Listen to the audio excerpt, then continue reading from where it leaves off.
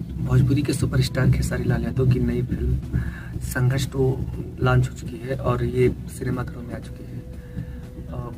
ये फिल्म काफ़ी शानदार कमाई कर रही है इन लोग। इस फिल्म में आपको खेसारी के साथ मेघा श्री और उनकी बेटी कृति यादव दिख रही हैं।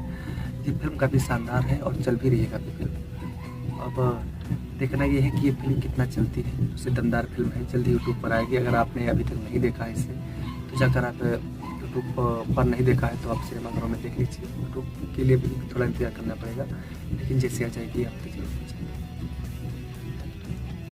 भोजपुरी के सुपरस्टार खेसारी लाल यादव की नई फिल्म संघर्ष 2 लॉन्च हो चुकी है और ये सिनेमाघरों में आ चुकी है।